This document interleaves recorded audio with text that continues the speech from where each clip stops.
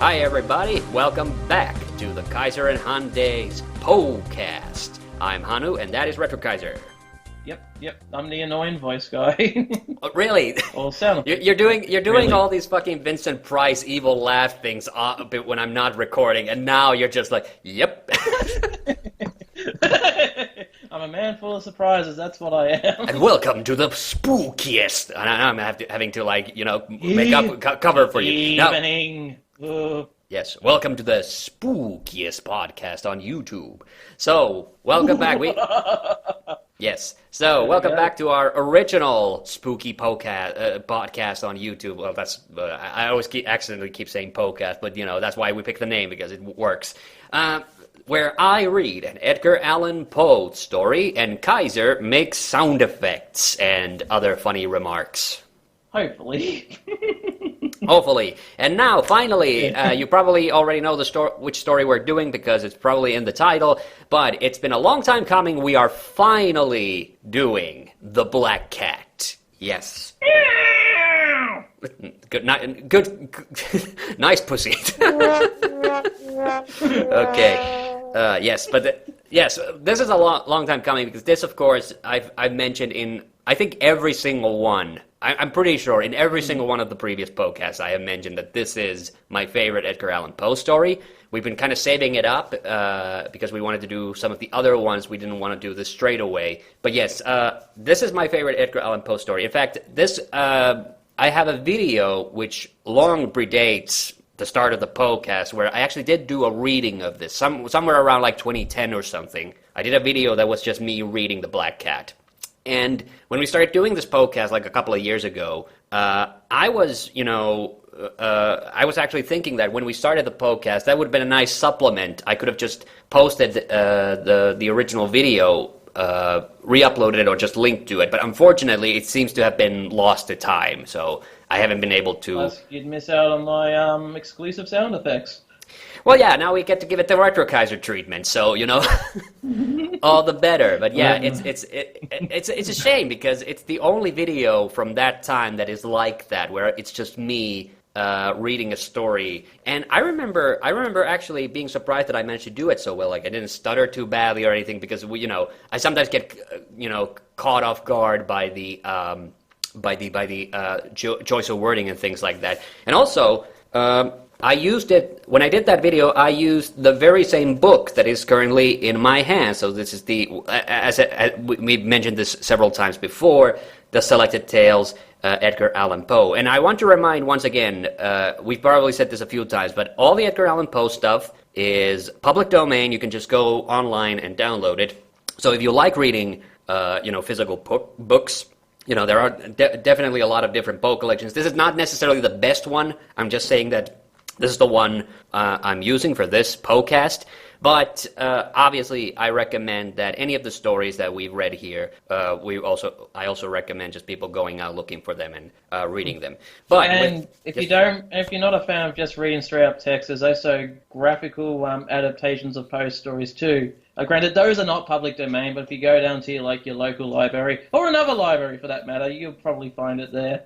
All right, yes. But now, enough introductions. Let's finally get into the story of The Black Cat.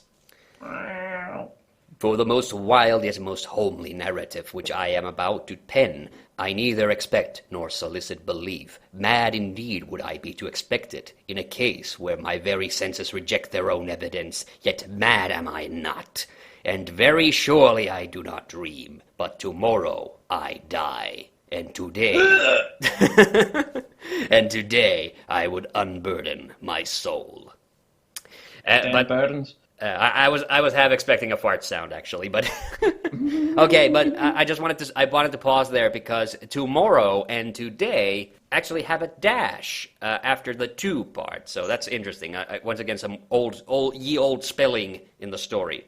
My immediate purpose is to place before the world, plainly, succinctly, and without comment, a series of mere household events. I was actually looking at comment. It seems like I thought that there was like an accent over the O in comment, but I think that's just a smudge now that I look at it. I think that's a printing error. I don't think that's supposed to be there. Okay. In their consequences, these events have terrified, have tortured, have destroyed me. Yet I will not attempt.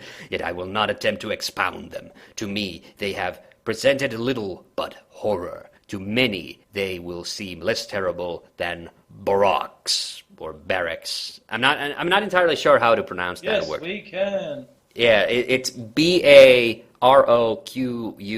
and it's like written in italics. Barracks. Barracks? I know barack is a style, but that doesn't really seem less terrible than President of barack. the United States. Oh yeah, unless that's the French word, so it's barack, and you don't say the S. What's Obama's last name? Okay. Hereafter, perhaps, in some intellect may be found which will reduce my phantasm to the commonplace. Some intellect, some calm, more logical. Someone is tickling Kaiser off screen.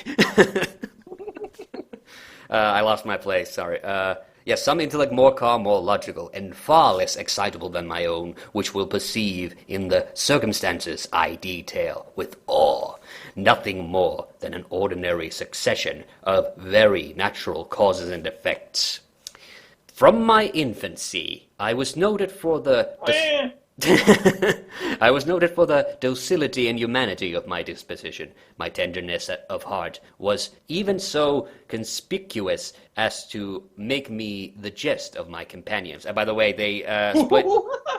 And by the way, they split the word conspicuous on two lines. It splits off in the U in conspicuous, the first U. So this is also what makes this reading a little bit difficult. The formatting of the text sometimes. I was especially fond of animals and was indulged by my parents with a great variety of pets. With these I spent most of my time, and never was so happy as when feeding and caressing them. Yeah, more sheep noises. This peculiarity... Forgive him, he's Australian.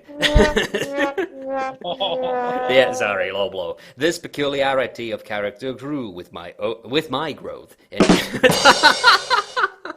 Oh, boy. Oh, that made it extra funny. Okay. And in my manhood, I derived from it one of my principal sources of pleasure. Oh, bad choice of words. Okay. Those who have cherished an affection. This should have been called the black sheep, I tell you. Cherished an affection for a faithful and sagacious dog. I need hardly be at the trouble of explaining the nature or the intensity of the gratification thus derivable. Oh, man. There is something in the unselfish and self-sacrificing love of a brute which goes directly to the heart of him who has had frequent occasion to test the paltry friendship and gossamer fidelity of mere man. Yeah. What is a man? Whoa. Okay, you sounded like it really distorted your voice there. You sounded kind of robotic. What is a man but a miserable pile of secrets? Ah. Nice Symphony of the Night reference. I married early and was happy to find in my wife a disposition not uncongenial with my own. Observing my partiality for domestic pets, she lost no opportunity of procuring those the most agreeable kind. We had birds, goldfish, a fine dog, rabbits, a small monkey, and a cat. Yeah, the small monkey is the one that always gets me a little bit. Like, yeah, it was a different time. Yeah, there's quite a menagerie that they have here. This latter was a remarkably large and beautiful animal, entirely black, and sagacious to an astonishing degree. In speaking of his intelligence, my wife, who at heart was not a little... What the hell was that? When you said my wife, I went, bah! Oh boy. Well, keep that in mind once the story really gets going. My wife, who at heart was not a little tinctured with superstition, made frequent allusion to the ancient popular notion which regarded all black cats as witches in disguise. Racist. That was not the noise I was expecting, but okay. Not that she was ever serious upon this point, and I mentioned the matter at all for no better reason than that it happens just now to be remembered. Pluto, this was the cat's name. Wow, wow, this is a wrong franchise. Sorry. Yes, this is turning into quite the Animal House, Like if you will. Was my favorite pet and my playmate. I alone fed him, and he attended me. We're still talking about the cat, though. I alone fed him. Meow. Meow. I alone fed him, Okay. and he attended me whenever I went about the house. It was even with difficulty that I could prevent him from following me through the streets. Our friendship lasted in this manner for several years, during which my general temperament and character, through the instrumentality of the fiend intemperance, had, I blush to confess it, experienced a radical altercation for the worse. I grew, day by day, more moody, more irritable, more regardless of the feelings of others. Yeah. I suffered myself to use intemperate language to my wife. Beep, boop, boop, boop, beep, beep, beep. Were those like censor bleeps? Yeah, those are censored. Yeah, okay. You can swear. We're not monetized. Beep, beep, beep, beep, beep, and fuck you too. All right. That's much better. At length, I even offered her personal violence. One of these days, bam, boom, straight to the moon.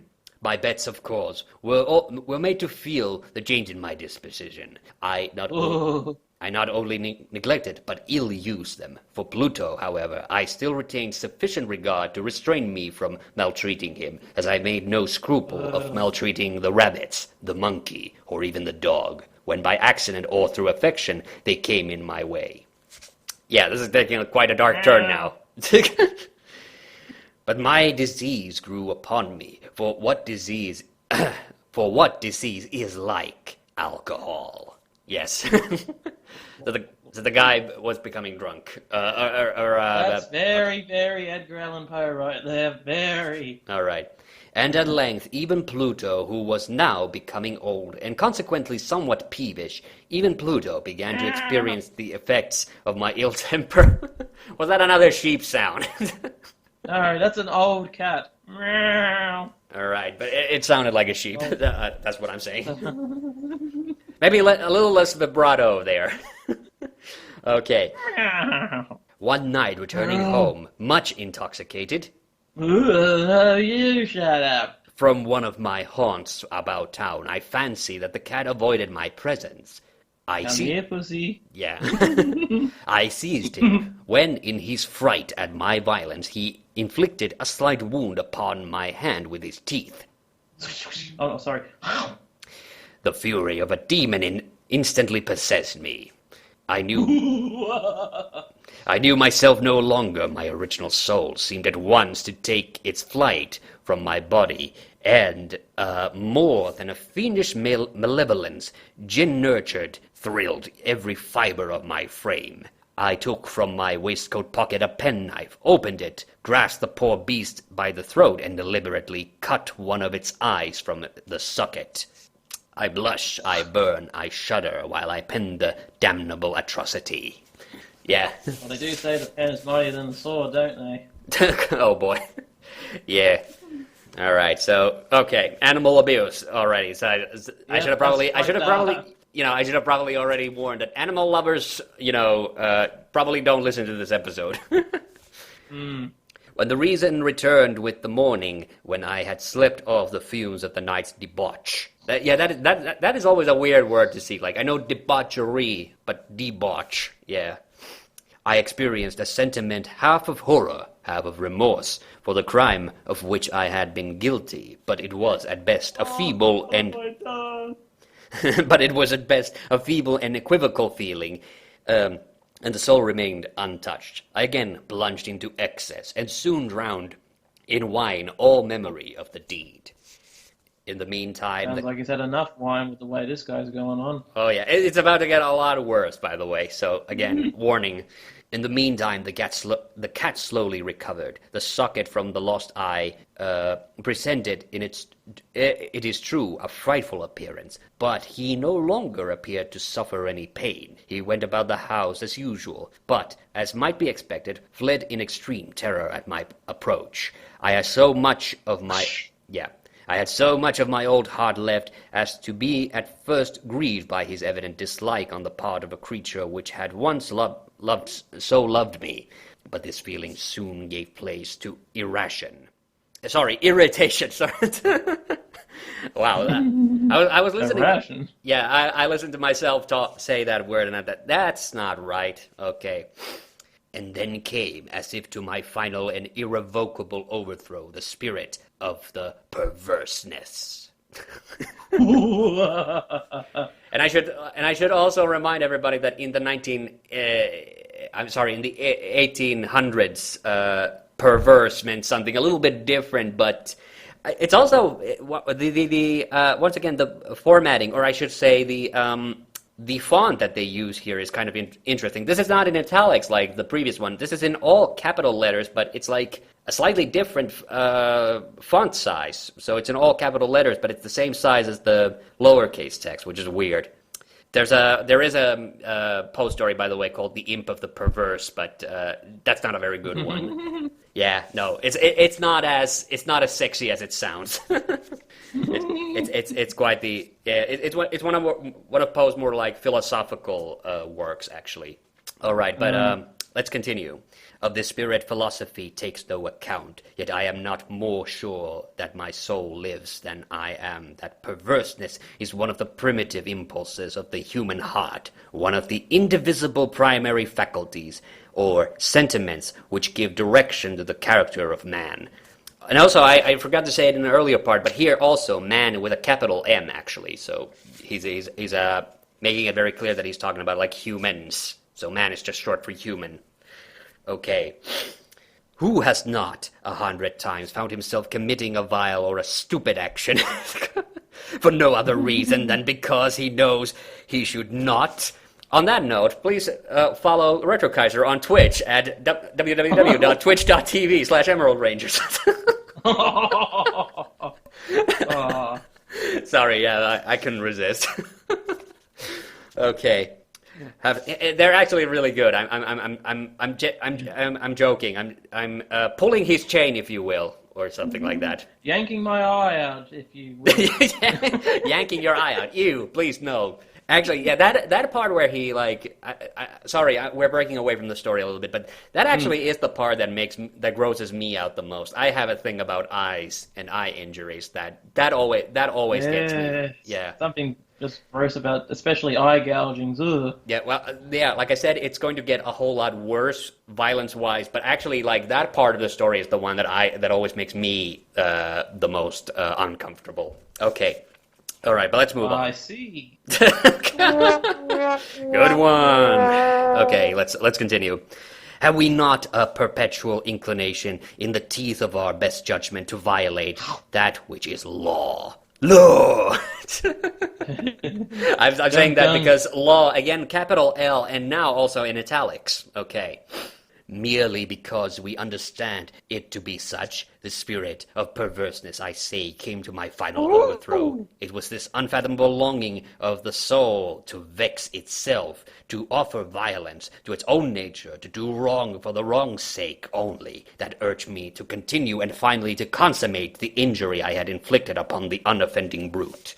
One morning, in cold blood, I slipped a noose about its neck and hung it to the limb of a tree. Hung it with the tears streaming from my eyes and with the bitterest remorse at my heart. Hung it because I knew that it had loved me, and because I felt it had given me no reason of offense, hung it because I knew that in so doing, I was committing a sin, a deadly sin, that would so jeopardize my immortal soul as to place it, if such a thing were possible, even beyond the reach of infinite mercy of the most merciful and the most terrible God. Yeah. He hung his cat. Percy. What's Thomas the Tank? Yeah, I heard Infinite Percy. I was like, what's Thomas the Tank Engine got to do with this? Yeah, sorry. Yeah. I'm reading this way worse than I did 10 years ago. So, my apologies. What a jerk. He's turned into a real monster, hasn't he? This character. Oh yeah, exactly. So that's yeah. It's about to get worse, by the way. So hold on to your pants. On the night of the day on which this most cruel deed was done, I was aroused from sleep by the cry of fire. The curtains of my bed were in flames. The whole house was blazing. It was with great difficulty that my wife, a servant, and myself made our escape from the conflagration. Was that the wife or the servant? Yeah, that was the wife. Yeah, it's carrying on. If it was the servant too, like, this guy's having an affair with his wife, possibly. His wife wouldn't be called Dolly, wouldn't she? Oh boy. Okay, moving on. Destruction was complete. My entire worldly wealth was swallowed up, and I resigned myself thenceforward to despair. Thenceforward's a hard word to say when it's suddenly presented to you, and it's all one word too. That's another thing. Ooh, okay. No hyphens? No hyphens, yeah, just one word, thence with a C. I always imagine thence with an S, but I guess it's wrong. All right, but let's move on. I am above the weakness of seeking to establish a sequence of cause and effect between the disaster and the atrocity, but I am detailing a chain of facts and wish not to leave even the possible link imperfect. On the days succeeding the fire, I visited the ruins. The walls, with one exception, had fallen in. This exception was found... What? Sound of fallen. Okay. This exception was found in the compartment wall, not very thick, which stood about in the middle of the house, and against which had rested the head of my bed. The plastering had here, in great measure, resisted the action of the fire, a fact which I attributed to its having been recently spread. About this wall, a dense crowd were, collected. Yeah, sorry, I think the page is worn out a little bit, like the O in collected had worn out so that it looked like there were two C's, but then I saw the rest of the word on the following line, so that's when I noticed it. Wow. Yeah, and many persons seemed to be examining a particular portion of it with very minute and eager attention. Look at that. Yeah, the words strange, singular, and other similar expressions excited my curiosity. I approached and saw... Yeah, I approached and saw, as if graven in bas-relief upon the white surface, the figure of a gigantic cat. The impression was given with an accuracy truly marvelous. There was a rope around the animal's neck. When I first beheld this apparition, for I could scarcely regard it as less, my wonder and my terror were extreme. But at length reflection came to my aid. The cat, I remembered, had been hung in the garden adjacent to the house. Upon the alarm of the fire, this garden had been immediately filled by the crowd, by someone of whom the animal must have been cut from the tree and thrown through an open window into my chamber. This had probably been done with the view of arousing me from sleep.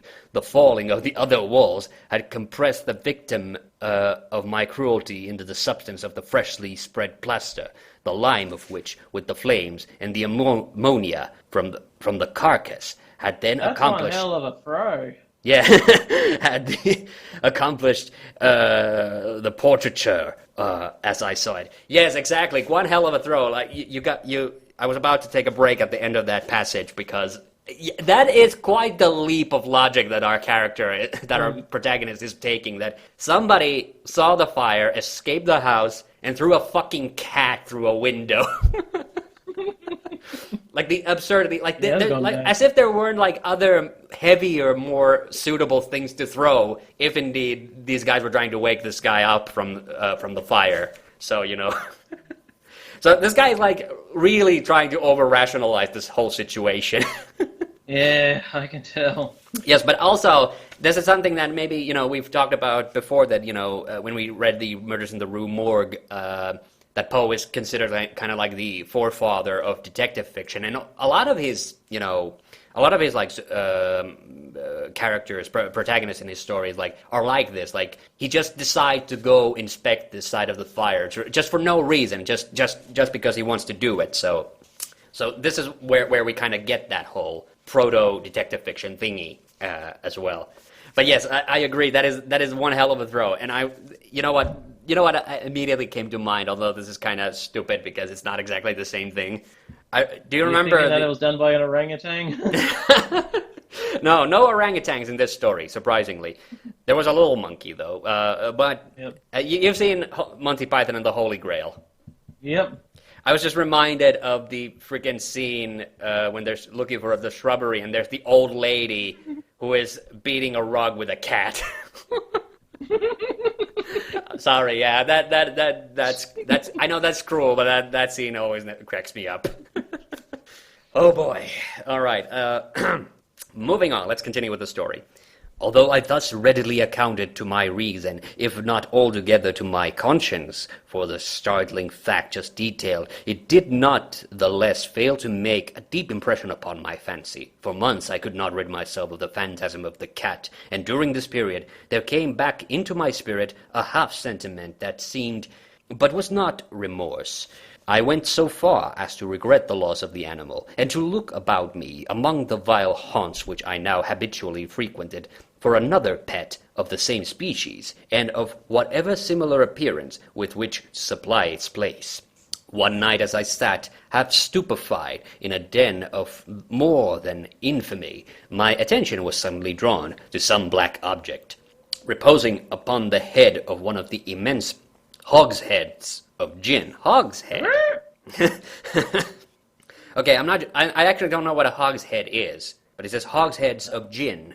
Is it like the foam or? I don't know. I'm just thinking of a literal like pig's head that's like mounted to a wall. Yeah, no, but it says reposing upon the head of one of the it immense. It probably is the foam because they do call the foam head. That's what they do call it. Yeah. Okay. That's some good head. So, reposing upon the head of one of the immense hogsheads of gin, or of rum, which constituted the chief furniture of the apartment, I had been looking steadily at the top of this hogshead for some minutes, and what now caused me surprise was the fact that I had not sooner perceived the object thereupon. Again, thereupon, all one word. I approached it and touched it with my hand. It was a black cat. It was a black cat, a very large one, fully as large as Pluto, and closely resembling him in every respect but one. Pluto had not a white hair upon any portion of his body, but this cat had a large, although indefinite splotch of white covering nearly the whole region of the breast. Upon touching him, he immediately arose, purred loudly, rubbed against my hand, and appeared delighted with my notice. This, then, was the very creature of which I was in search. I at once offered to purchase it from the landlord, but this person made no claim to it, knew nothing of it, had never seen it before. I continued my caress, and when I prepared to go home, the animal evinced a disposition to accompany me. Evinced, wow. I was expecting evidenced, but yeah, it's evinced. Okay.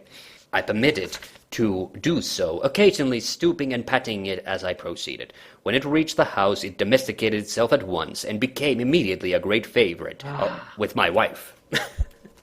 Thank you. For my own part, I soon found a dislike to its arising within me. Dislike to it arising within. Yeah, okay, all right.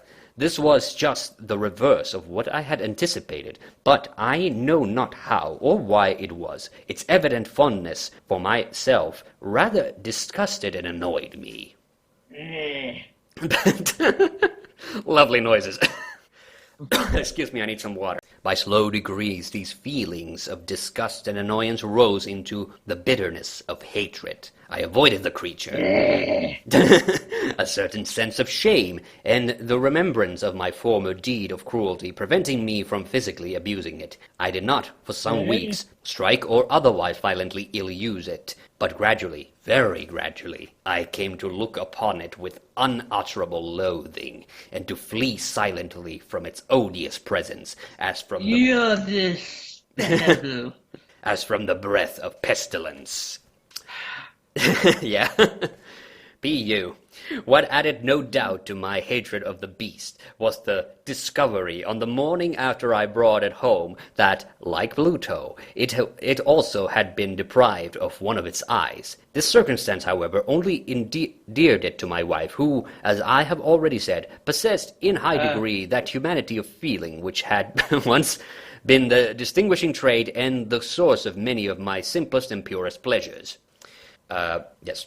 With my aversion to this cat, however, its partiality for myself seemed to increase. It followed my footsteps with the pertinacity which it would be difficult to make the reader comprehend. Whenever I sat, it would crouch beneath my chair, or spring upon my knees, covering me with its loathsome caresses. If I arose to walk, it would get between my feet, and thus nearly throw me down, or fastening its long and sharp claws in my dress chamber in this manner to my breast. At such times, although... I'm sorry, but all I'm picturing right now is a bunch of Garfield comics. Oh, really? John, feed me lasagna. It would lunge at my lasagna, and hated Mondays. At such times, although I longed to destroy it with a blow, I was yet withheld from so doing, partly by a memory of my former crime, but chiefly, let me confess it at once, by absolute dread of the beast. This dread was not exactly a dread of physical evil, and yet I should be at a loss how otherwise to define it. I am almost ashamed to own, yes, even in this felon's cell, I am almost ashamed to own that the terror and horror with which the animal inspired me had been heightened by one of the merest chimeras it would be possible to conceive. That's a very confusing sentence, but it'll be explained in a minute. Oh, a chimera is a very confusing creature. Yeah. My wife had called my attention more than once that... Yeah, I think you're getting a little tired of that sheep sound effect. You could try another animal. No. Keep it. No. Keep it. It'll make the story funnier when we come to that part. Yeah. Okay. My wife had called my attention more than was to the character of the mark of white hair, of which I had spoken, and which constituted the sole visible difference between the strange beast and the one I had destroyed. The reader will remember that this mark, although large, had been originally very indefinite, but by slow degrees nearly imperceptible, and which for a long time my reason struggled to reject as fanciful, it had at length assumed a rigorous distinctness of outline. It was now the representation of an object that I shudder to name, and for this, above all, I loathed and dreaded, and would have rid myself of the monster had I dared. It was now, I say, the image of a hideous, of a ghastly thing, of the gallows. Oh, mournful Yes. Oh, mournful and terrible engine of horror and of crime, of agony and of death. And again, gallows spelled... Yeah, gallows again spelled with all capital letters, but like with... It's interesting, yeah, but yeah. Getting some hallowed be thy names vibes off this. Dun, dun, dun, dun, dun, dun. All right, yes. All right. Moving on. And now was indeed... what? Oh, sorry. And now was I indeed wretched beyond the wretchedness of mere humanity, and a brute... and a brute beast whose fellow I had contemptuously destroyed, a brute beast to work out of me, for me, a man fashioned in the image of the high God, so much of insufferable woe, alas, neither by day nor by night knew I the blessing of rest anymore. Sorry, I added a superfluous article there. During the former God damn it. Now there's a lot of articles, that's why I get getting confused. During the former, the creature left me no moment alone, and in the latter, I started hourly from the dreams of unutterable fear to find the hot breath of the thing upon my face. And its vast weight, an incarnate nightmare that I had no power to shake off, incumbent eternally upon my heart. Beneath the pressure of torments such as these, the feeble remnant of the good within me succumbed. Evil thoughts became my sole intimates. The darkest and most evil of thoughts, the moodiness of my soul, of my usual temper, increased to hatred of all things and of all mankind, while from the sudden, frequent, and ungovernable outbursts of a fury to which I now blindly abandoned myself, my uncomplaining wife, alas, was the most unusual and the most patient of sufferers. There, sufferer again. I love that word. Okay, we're getting close to the end. One day, she accompanied me upon some household errand into the cellar of the old building which our poverty compelled us to inhabit. The cat followed me down the steep stairs, and, nearly throwing me headlong, exasperated me to madness. Wow. Uplifting an axe and forgetting in my wrath the childish dread which hitherto stayed my hand, I aimed a blow at the animal, which of course would have proved instantly fatal had it descended as I wished. But this blow was arrested by the hand of my wife. Goaded by the interference into a rage more than goaded by the interference into a rage more than demoniacal. Wow, that is a difficult word. Yeah, I withdrew my arm from her grasp and buried the axe in her brain. Ow! She fell dead upon the spot without a groan. Okay, so no more sheep noises. The sheep has left the building. Okay. This hideous murder accomplished, I set myself forthwith and with entire deliberation to the task of concealing the body. I knew that I could not remove it from the house, either by day or by night, without the risk of being observed by the neighbors. Many projects entered my mind. At one period, I thought of cutting the corpse into Who can I invite to Sunday night roast dinner? At one period, I thought of cutting the corpse into minute fragments and destroying them by fire. At another, I resolved to dig a grave for it in the floor of the cellar. Again, I deliberated about casting it in the well in the yard, about packing it in a box as if merchandise with the usual arrangements, and so getting a porter to take it from the house. Finally, I hit upon what I considered a far better expedient than either of those. I determined to wall it up in the cellar, as the monks in the Middle Ages are recorded to have. Yes, as the monks in the Middle Ages are recorded to have walled up their victims. What fucking murder monks are these? For a purpose such as this, the cellar was well adapted. Its walls were loosely constructed and had lately been plastered throughout with a rough plaster, which the dampness of the atmosphere. What? Okay, well, what was that? A rough plaster. Okay, yeah, sorry. Now I got it. Okay, had prevented from hardening. Moreover, in one of the walls was a projection caused by a false chimney or fireplace that had been filled up and made to resemble the rest of the cellar. I made no doubt that I could readily displace the bricks at this point, insert the corpse, and wall the whole up as before, so that no eye could detect anything suspicious. And by the way, when he says wall the whole up, it's whole with a W, so not whole as in H-O-L-E. Yeah, okay. Although it would work either way, wouldn't it? Yeah. And in this calculation, I was not deceived. By means of a crowbar, I easily dislodged the bricks, and and having carefully deposited the body against the inner wall. Is it a dead body bank? Yeah, exactly. I propped it in that position, while with little trouble I relayed the whole structure as it originally stood, having procured mortar and sand and hair. With every possible precaution, I prepared a plaster which could not be distinguished from the old, and with this I verily carefully went over the new brickwork. He procured hair, which seems weird. I'm not a mason, so I don't know. Maybe that's some old. Maybe that doesn't refer to actual hair, but I'm not entirely sure. It is spelled H-A. A lot of effort just to get rid of a dead body could have easily just dumped in his well. Well, yeah, but then it would start to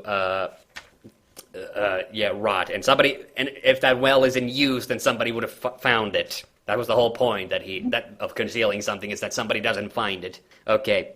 When I had finished, I felt satisfied that all was right. The wall did not present the slightest appearance of having been disturbed. The rubbish on the floor was picked up with the minutest care. I looked around triumphantly and said to myself, "Here at least, then, my labor has not been in vain." My next step was to look for the beast which had been the cause of so much wretchedness, for I had at length firmly resolved to put it to death. Had I been able to meet with it at the moment, there could have been no doubt of its fate. But it appeared that the crafty animal had been alarmed at the violence of my previous anger, and forbore to present itself in my present mood. It is impossible to describe or to imagine the blissful sense of relief which the absence of the detested creature occasioned in my bosom. It did not make its appearance during the night, and thus, for one night at least, since its introduction into my house, I soundly and tranquilly slept. I slept. I slept, even with the burden of murder upon my soul. And that I, by the way, is spelled A-Y-E. So, yes, that was like an exclamation. So, the second and third day passed, and still my tormentor came not. Once again I breathed as a free man. The monster, in terror, had fled the premises forever. Oh yeah, and forever spelled with a space. So 2 words, for and ever. Yeah. I should behold it no more. My happiness was supreme. The guilt of my dark deed disturbed me but little. Some few inquiries had been made, but these had been readily answered. Even a search had been instituted, but of course nothing was to be discovered. I looked upon my future felicity as secured. Upon the 4th day of the assassination, a party of police came. Hello. A party. Hello. Hello. Wow. Hello. Thank you. Okay, in case if you're listening to this for the first time, by the way, this is our running gag that every person who introduces themselves says it exactly the same way, with 3 hellos. And this would have been a nice callback to the Telltale Heart as well, because there was a party of policemen in that as well. Yeah. Okay. Okay. Very unexpectedly into the house and proceeded again to make rigorous investigation of the premises. Secure, however... Yes. Secure, however, in the inscrutability of my place of concealment, I felt no embarrassment whatever. The officers bade me accompany them in their search. They left no nook or corner unexplored. At length, for the 3rd and 4th time, they descended... Look at them looking corners. Yeah. At length, for the 3rd and 4th time, they... draperies, too. For the 3rd or 4th time, they descended into the cellar. They missed their steps. Yeah. Yes. Got to turn the light on that day. I quivered not in a muscle. My heart beat calmly as that of one who slumbers in innocence. I walked the cellar from end to end. I folded my arms upon my bosom and roamed easily to and fro. Yes, there it is. That's one of my favorite word combinations. To and fro. Yes. The police were thoroughly satisfied and prepared to depart. The glee at my heart... Yes, the glee at my heart was too strong to be restrained. I burned to say, if but one word by way of triumph, and to render doubly sure their assurance of my guiltlessness. Gentlemen, I said at last. The party ascended the steps. I delight to have allayed your suspicion. I wish you all health, and little more courtesy. By the by, gentlemen, this is a very well-constructed house.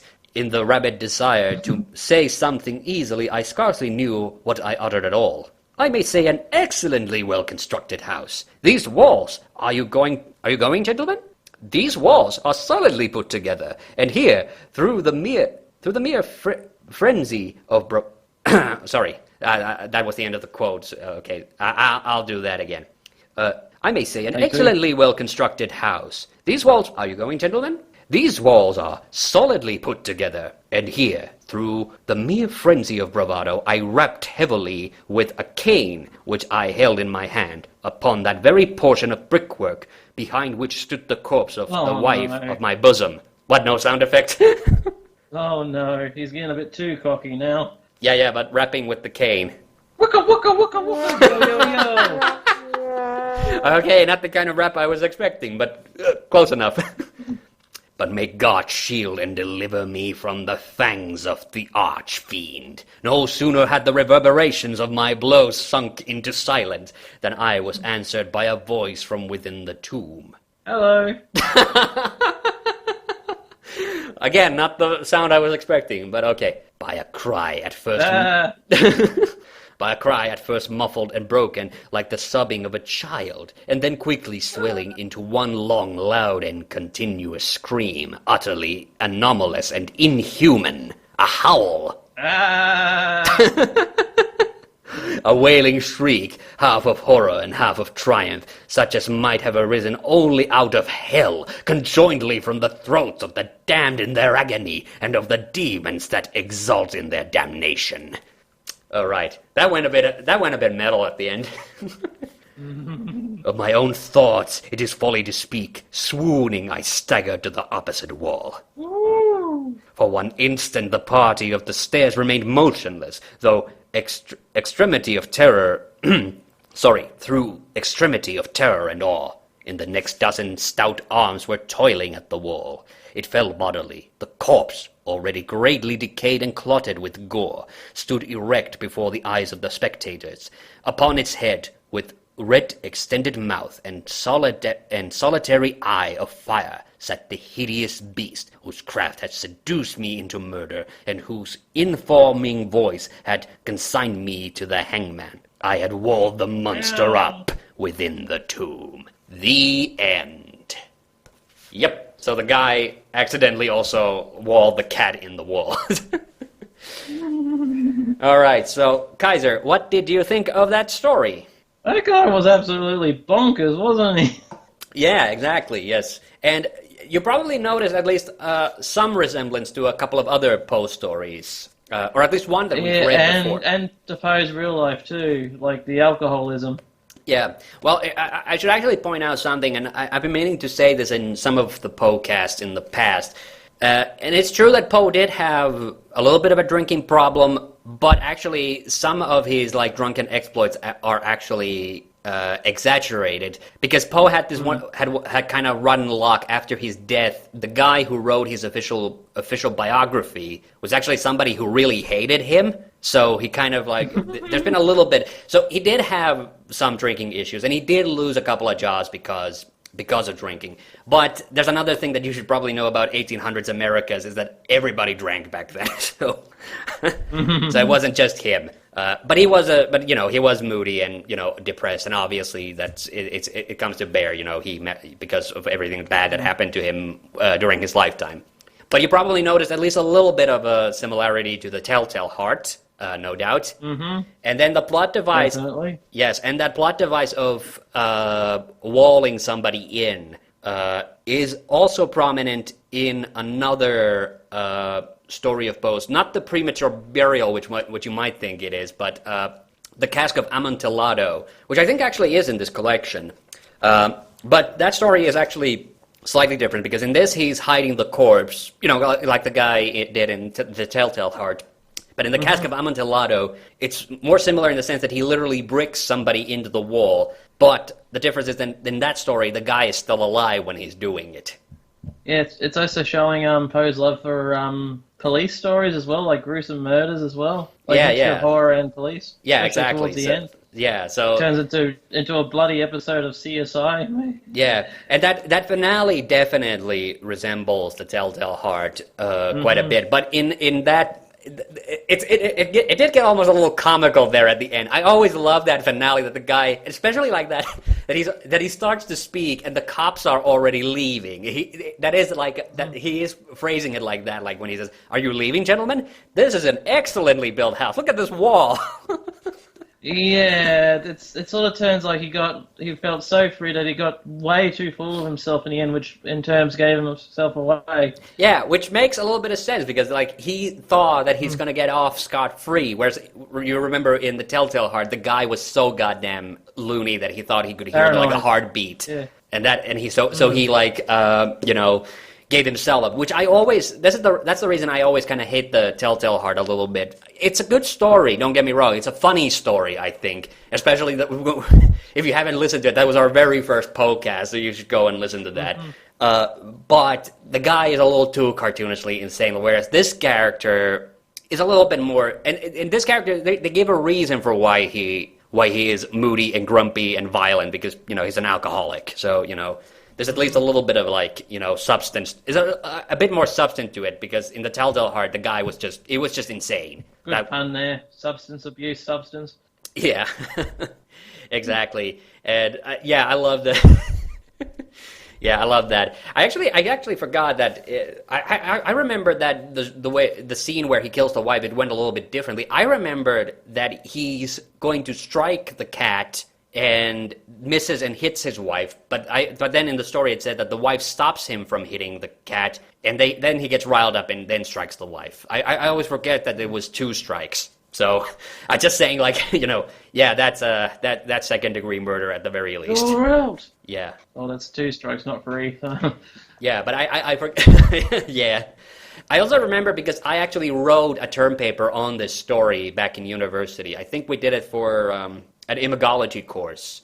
So I did read up on a little bit of Poe, on academic texts on Poe. So I have a little bit of a relationship. But that's interesting because this is not one of those stories, as I mentioned before, that I got into Poe in high school. But this was not one of the stories I wrote. What I read in high school. But this was actually the first story I read of this collection because I think I'd heard of it, but I had never actually read it. And then when I read it, I thought, I was just thoroughly impressed. Like, goddamn, this is really good. So it became my favorite the minute I read it the first time. And yeah, it's always been one of my favorites ever since. Yes, we were thinking about also, just to quickly tell everybody that we were actually considering doing the Gold Bug, but we realized the Gold Bug is just as long as the Murders in the Rue Morgan because that was the longest episode of the podcast we've ever done. We're saving it up for a later date now because Kaiser has to go off. Yeah, sorry. Oh yeah, and I already plugged your Twitch stream. You're doing that after this. Yep. Yeah. Well, hey, other YouTubers have shameless plugs in the middle of their videos nowadays, so we might as well do the same thing.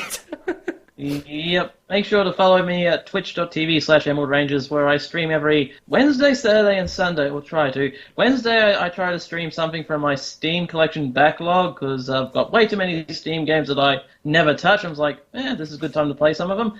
And Saturdays and Sundays, I tend to do double feature streams. Like, for the first hour, I stream like an action platformer, sort of like a Shantae, maybe a Monster World game. And then I kick off with a retro game for the next hour or so. Yeah, exactly. So remember to check that out. And so we're not probably going to do the Gold Bug, but maybe tomorrow, we're recording this on a weekend, maybe tomorrow we will do another unnamed horror, so our Lovecraft podcast. And remember to check out the first 2 episodes, even if we don't do that if something comes up. We already have 2 episodes of the unnamed horror, which is our Lovecraft podcast, where we read a Lovecraft story and Kaiser makes funny noises. So remember to check out, we've done 2 episodes, one on Dagon and the one on the cool air. Not cool runnings, although funny enough, I watched a video on cool runnings yesterday. So, but I think that about wraps it up. Do you have any last words, Kaiser? Nevermore. And I'm Hannu TheHande back in, and see you on the next one. Bye-bye. Bye-bye.